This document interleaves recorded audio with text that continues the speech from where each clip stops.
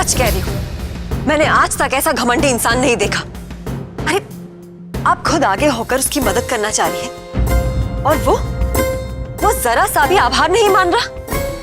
देखा ना तुमने कैसे ढीठपन में उसने राजकुमारी के कहने के बावजूद बांसुरी बजाने से इनकार कर दिया। नहीं नक्षत्रा, मुझे लग रहा है कि वो थोड़ा सा शर्मीला है और कुछ नहीं। बस बहुत हो गया सैनिक, अब तुम्हें इस बात का जवाब हम अवश्य देंगे। राजकुमारी जी, महाराज ने आपको बुलाया।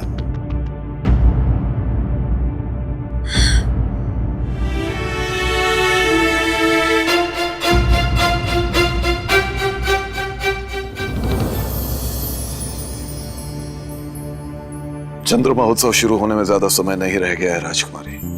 कल सवेरे आपको महादान के लिए राजमहल के प्रासाद में आना है। इस महादान से ही हमारी ओर से चंद्रोत्सव की विधियां प्रारंभ होती हैं। जी पिताजी।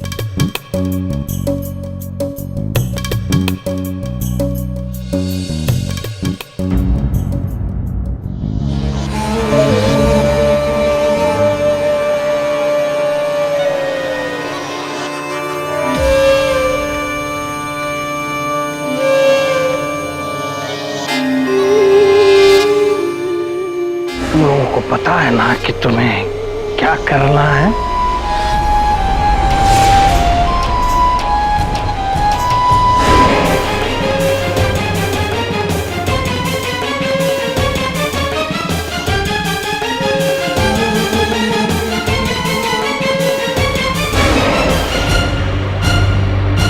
तुम्हारे बारे में मैंने बहुत सुना है कि तुम बहुत चालाक, समझदार और होशियार हो। पता है मुझे कि तुम इतने शक्तिशाली हो कि दुश्मन को भी धूल चटा देते हो। लेकिन याद रखना, राजकुमारी बचनी नहीं चाहिए। अरे सरकार, बचनी नहीं चाहिए? अरे सरकार, ये काम आप इन्हें सौंप रहे हैं? सरकार, वो लोग कहाँ गए जिनके बारे में आप बात कर रहे थे? अगर वो नहीं आ सकते थे तो मुझे बता दिया होता, मैं ये काम कर लेता। बेचारी इन औरतों को बुलाने की क्या आवश्यकता थी?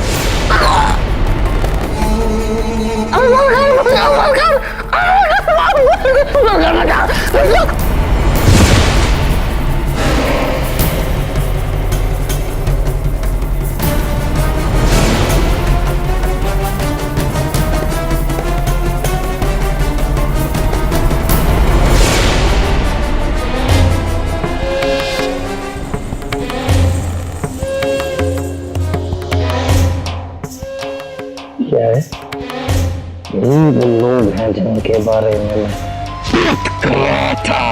आज तक किसी से नहीं हारे हैं ये लोग। इस राज्य में चकमा देकर घुस गए ये लोग और किसी को भनक भी नहीं पड़ी। इतने चालाक हैं ये।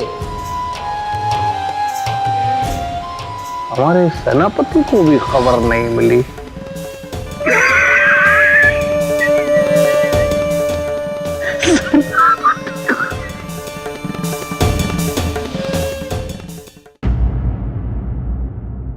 महाराज, खबर मिली है कि सीमा पार से कुछ घुसपैठियों ने राज्य में प्रवेश किया है। मैं अभी सेनापति से मिला। उन्होंने कहा कि घुसपैठियों के उद्देश्य का कोई पता नहीं। फिर भी महाराज, हमें कोई खतरा नहीं उठाना चाहिए। राजकुमारी की सुरक्षा दुगनी करनी चाहिए।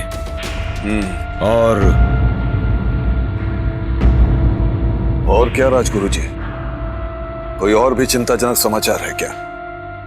जी महाराज, मैंने राजमहल के बाहर काली शक्ति वाले राज्य के निवासियों के पदचिन्ह देखे हैं। मेरे अय्यार छानबीन में लगे हैं, किंतु इस बात को नकारा नहीं जा सकता कि राज्य पर बुरी शक्तियां मंडरा रही हैं।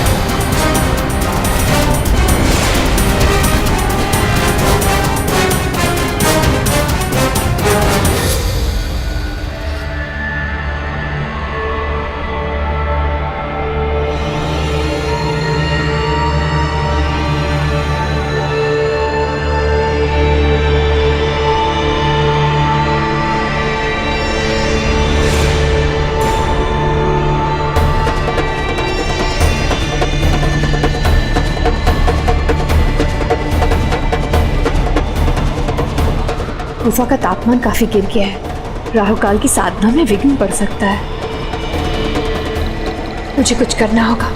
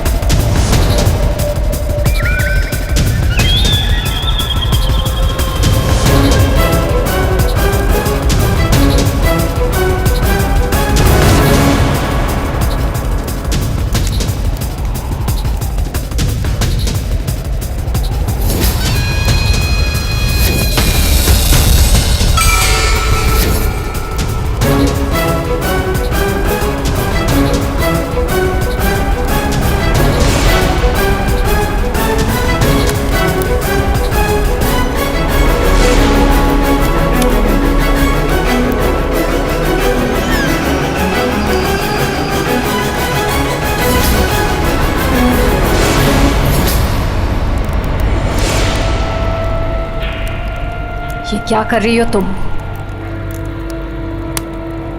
गुफा का तापमान बहुत गिर गया था। राहु काल को ठंड लग रही थी। इनका शरीर कपकपा रहा था। इनकी साधना को भंग होने से रोकने के लिए मैं यहाँ आपकी टोकरी लेकर बैठ गई।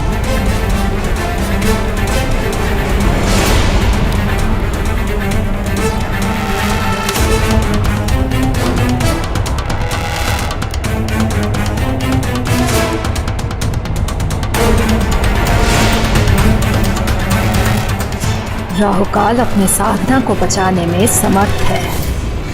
उसे तुम जैसे दासी की मदद की कोई आवश्यकता नहीं है।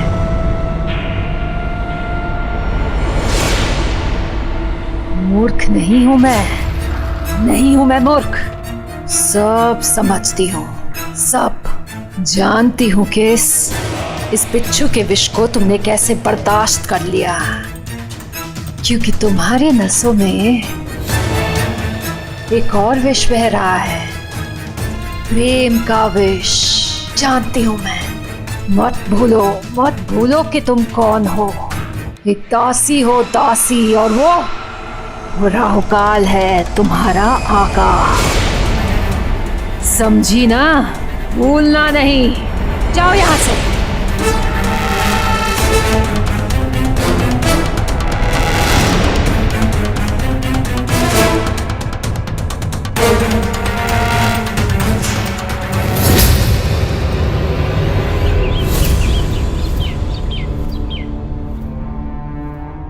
आपने बुलाया राजकुमारी जी?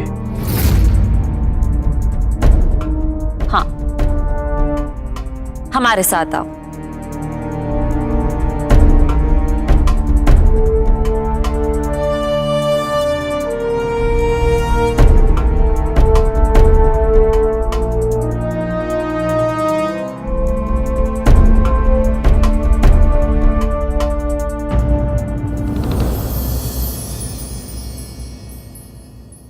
वहां जाओ और धूप में जाके खड़े हो जाओ।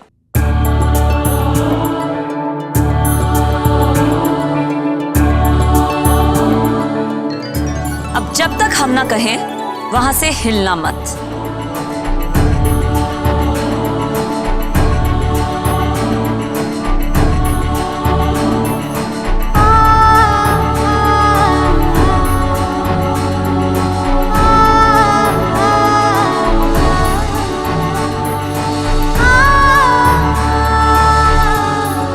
आप यहाँ हैं रानी आपको कब से ढूंढ रही है। महादान के लिए जाना है ना?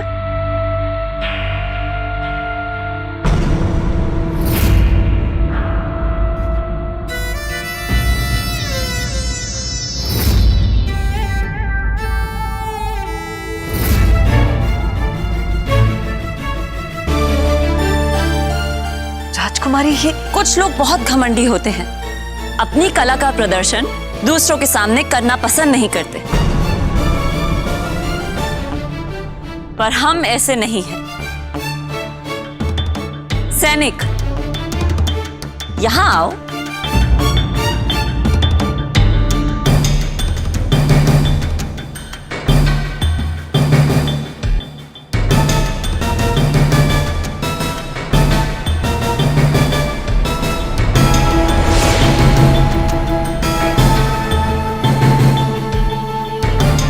ऊपर देखो सैनिक।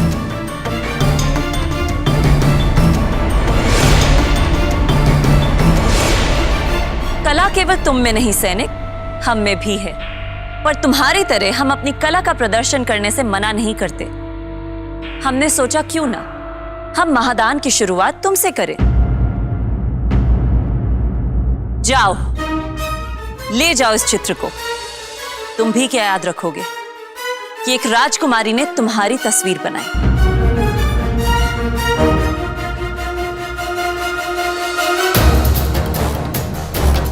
मैं इसे नहीं ले सकता राजकुमारी, क्षमा करें।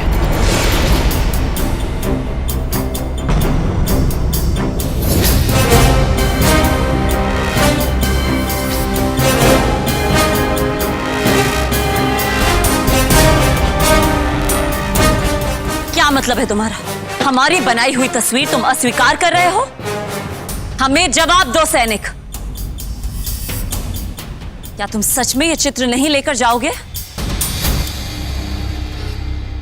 सैनिक! जी, मेरी बहुत छोटी कुटिया है।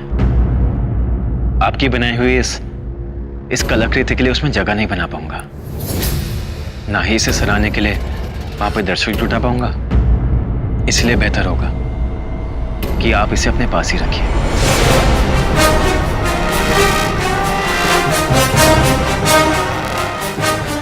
तो तुम हमारा बनाया हुआ चित्र नहीं ले जाओगे?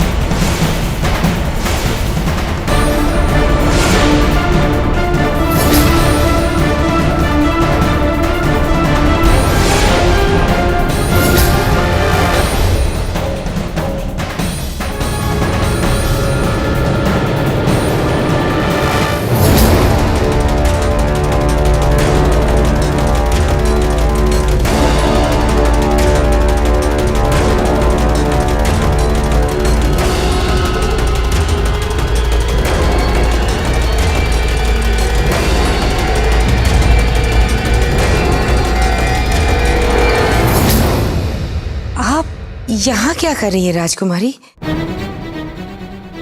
हम आपको कब से ढूंढ रहे हैं। और आप इतनी क्रोधित क्यों दिखाई दे रही हैं?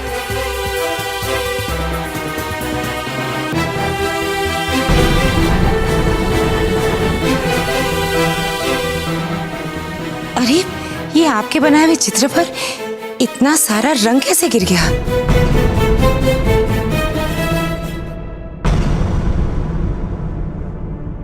गिरा नहीं, हमने उड़ेल दिया। आज के बाद हम इस बात का ध्यान रखेंगे कि किसी गलत व्यक्ति का चित्र बनाने पर हम अपना कीमती समय व्यर्थ न करें।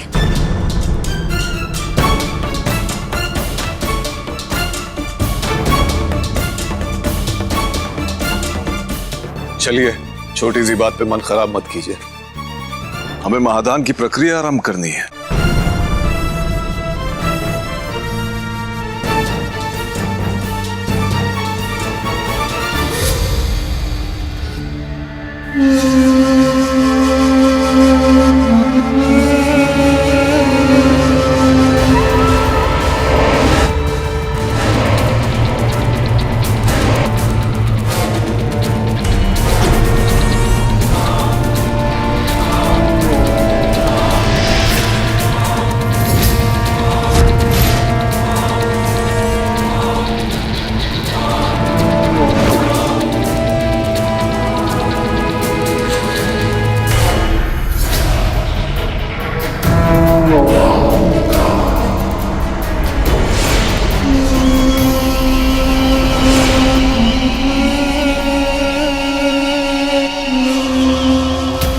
साधना सफल हुई। मैंने सारी शक्तियां अर्जित कर ली हैं। अब मुझे राजमहल में प्रवेश करने से कोई नहीं रोक सकता, कोई भी नहीं।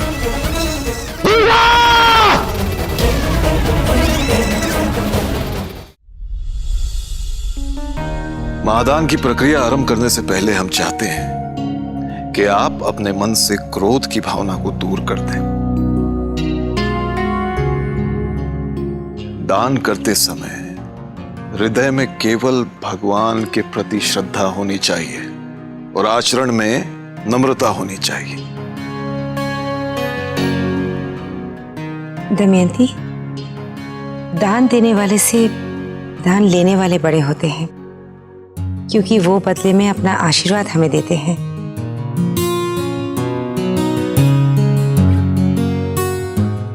दान देते समय दीनता से आंखें नीची होनी चाहिए, ना कि अहंकार से ऊंची।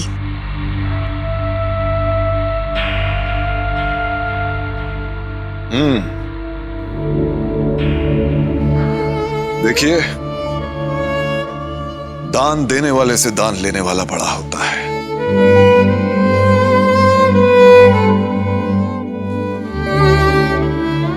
हम जो दान देते हैं वो तो नश्वर वस्तु है, बदले में जो आशीर्वाद वो हमें देते हैं वो जीवन भर हमारे साथ रहता है।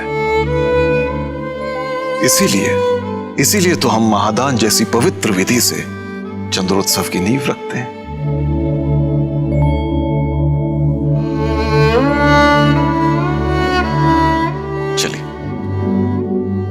चलिए राजकुमारी।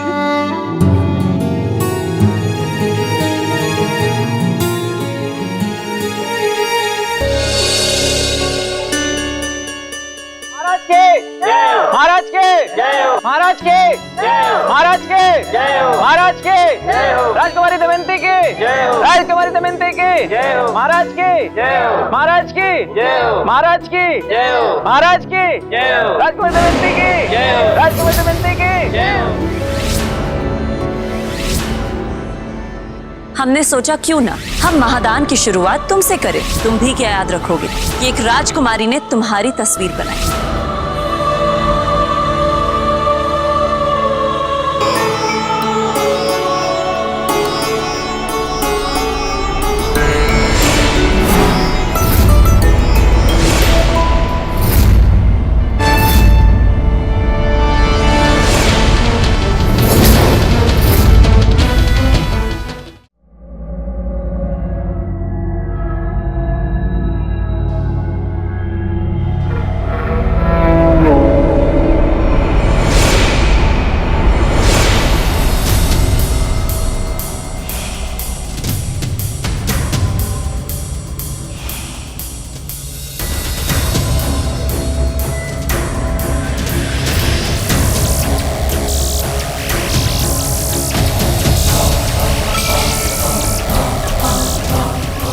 आज महादान के लिए महल के द्वार सारी प्रजा के लिए खोल दिए गए हैं। अगर हम इस दीवार को पार कर पाए तो पारस मणि को प्राप्त कर पाएंगे।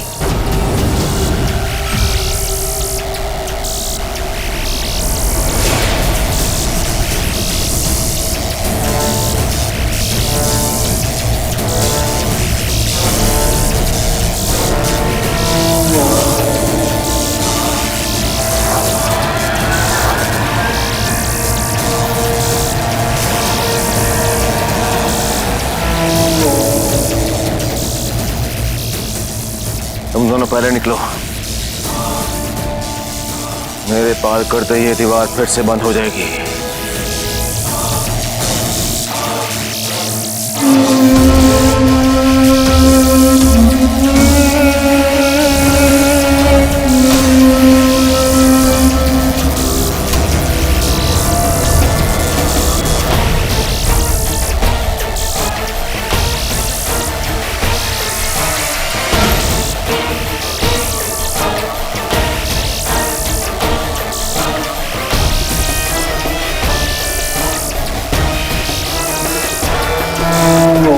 आज शायद वो दिन आ ही गया जब राहुकाल पहली बार दमयंती को देखेगा।